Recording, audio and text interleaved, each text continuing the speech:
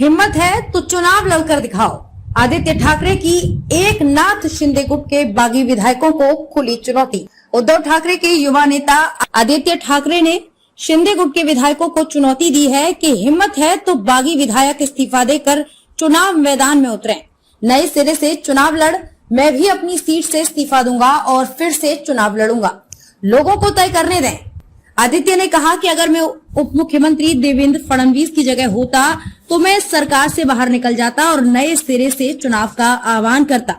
उन्होंने कहा कि उनकी पार्टी संविधान के आदर्शों, कानून के शासन और न्याय में विश्वास करती है। गौरतलब है कि इस साल जून में उद्धव ठाकरे के नेतृत्व वाली महाराष्ट्र सरकार को गिराने वाले शिंदे और अन्य लोगों के विद्रोह का जिक्र करते हुए कहा, यदि 2/3 विधायक विद्रोह करते हैं और विद्रोह को वैध कर दिया जाता है तो देश में अशांति होगी। बीएमसी चुनाव में हो रही देरी के लिए आदित्य ने राज्य सरकार की भी आलोचना की। उन्होंने कहा, पिछले 25 वर्षों में हमने घाटे वाले एक नगर निकाय बीएमसी को 80,000 रुपए के अधिशेष वाले निकाय में बदल दिया है और पाई का हिसाब है। शिंदे समूह के विद्रोह के लिए किसे दोषी ठहराया जाना चाहिए, ये पूछे जाने पर ठाकरे ने कहा, मैं और मेरे पिता उन लोगों पर अंधविश्वास के लिए दोष लेते हैं जिन्हें हम अपना समझते थे। हमने गंदी राजनीति नहीं की।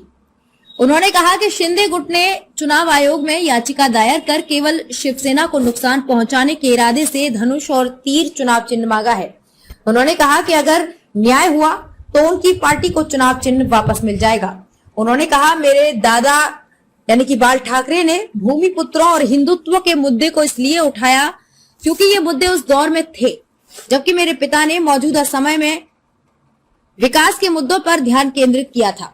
उन्होंने कहा, क्या गलत हुआ इस पर आत्मनिरीक्षण करने के बजाय वो यानी कि उद्धव ठाकरे हमारे खिलाफ आरोप लगा रहे हैं।